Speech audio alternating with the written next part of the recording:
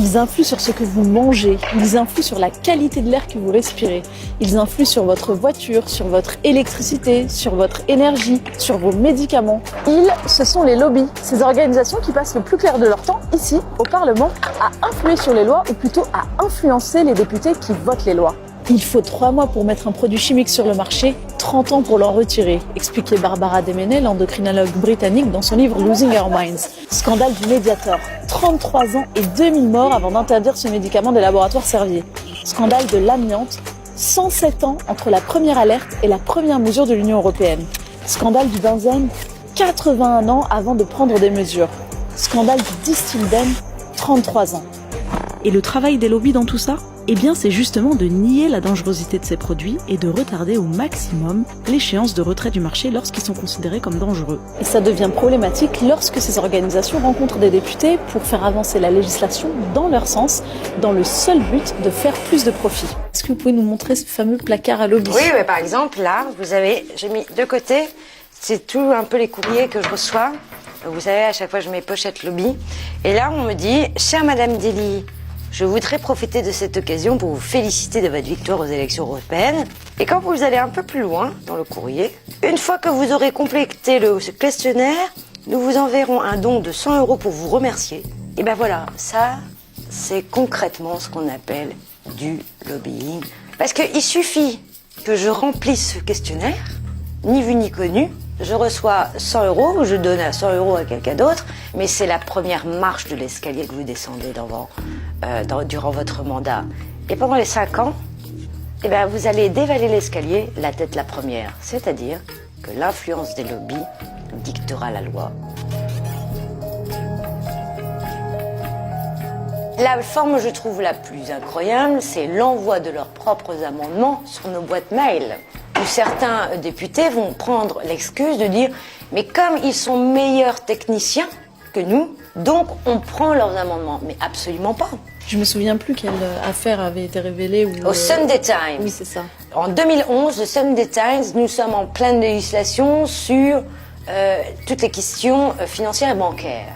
Et un journaliste du Sunday Times va se faire passer pour un lobby bancaire, il va appeler certains députés et leur dire « Est-ce que vous êtes prêts à prendre tel amendement, à le déposer contre une certaine somme d'argent qui n'était pas négligeable ?»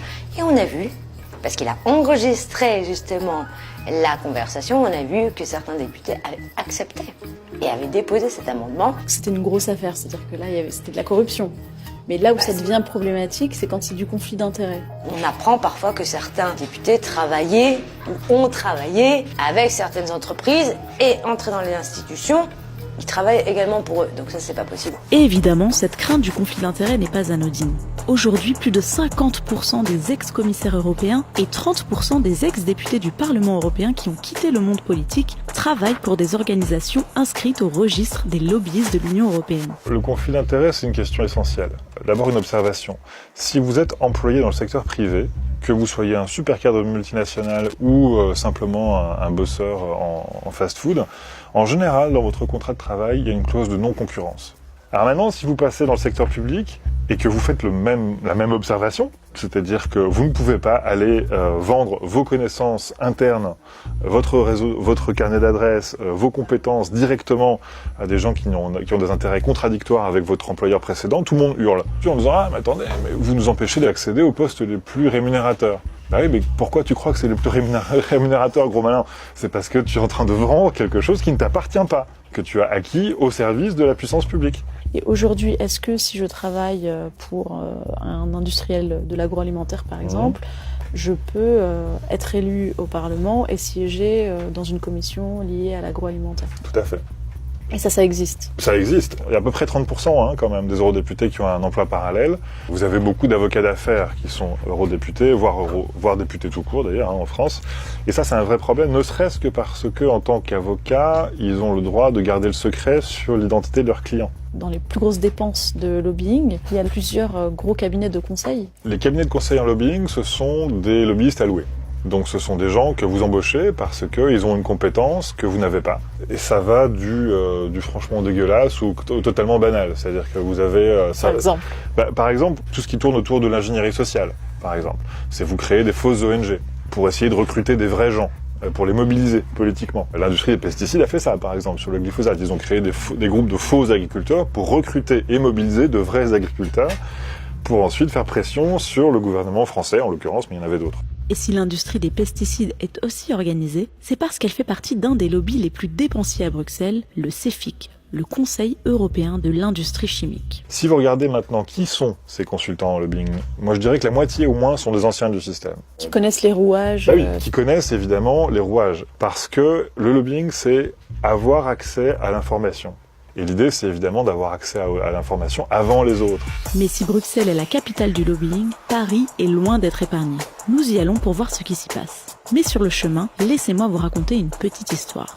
Il était une fois Edward Bernays. Si son visage ne vous dit rien, son œuvre, elle, vous la connaissez forcément. Il est l'auteur de cette image destinée à faire accepter à l'opinion américaine l'entrée en guerre des États-Unis en Europe.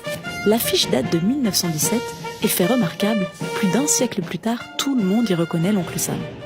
Normal, elle a été réalisée par un chantre de la propagande. Fort de son succès en tant que concepteur de propagande d'État, Bernays souhaite à la fin de la guerre recycler et vendre son savoir-faire. Pionnier et visionnaire, il décide alors de réadapter le terme de propagande et choisit de lui donner un tout autre nom moins marqué dont il est l'inventeur et le théoricien, les relations publiques. Et là où il est très fort, c'est qu'il possède de très solides compétences en psychanalyse, dont l'inventeur n'est autre que son oncle, Sigmund Freud. Ses clients, General Mills, Procter & Gamble, General Electric, United Fruit Company, le président de l'époque Calvin Coolidge, ou encore l'américain Tobacco Company. Et le lobby du tabac, c'est lui qui a tout inventé. À l'époque, très peu de femmes fument en public, ce qui lui fait rater la moitié de son marché. Faire disparaître ce tabou augmenterait considérablement les ventes de cigarettes. Bernays se tourne alors vers Abraham Brill, l'un des disciples de Freud, qui lui explique que le désir féminin s'est perdu dans la conquête de l'égalité avec les hommes. Il n'en fallait pas plus pour Bernays pour comprendre qu'en transformant la cigarette en symbole de l'émancipation des femmes, il ferait un carton.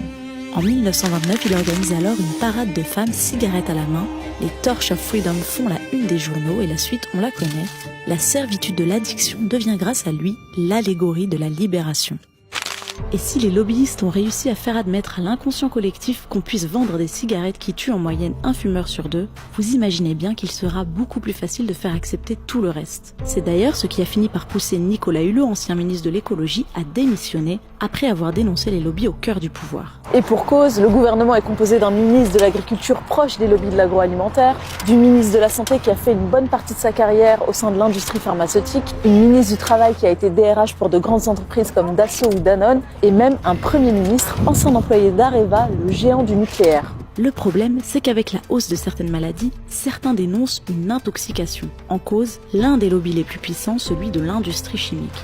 Et depuis des années, ce lobby ralentit la réglementation de substances chimiques omniprésentes dans notre quotidien, les perturbateurs endocriniens. Et évidemment, tous ces produits chimiques, on les retrouve dans ce qu'on consomme, dans ce qu'on respire, et on s'en doute, ils ne sont pas sans conséquences sur notre santé. Je suis très préoccupée non seulement par l'augmentation des maladies neurodéveloppementales, mais aussi par ce qu'on commence à voir de plus en plus, une baisse de l'intelligence. Barbara Demenez, spécialiste mondiale des perturbateurs endocriniens, étudie depuis des années l'impact de ces produits chimiques sur notre santé et même pire, sur notre QI. On sait que quelqu'un qui est né à une mère qui était légèrement hypothyroïde va avoir un QI plus bas. On a vu ça aussi pour différents produits chimiques, que ce soit des retardateurs de flamme ou les PCB, le polychlorobisphénol. On a vu ça pour beaucoup de substances et on a très peu de données actuellement sur les mélanges et sur les effets des mélanges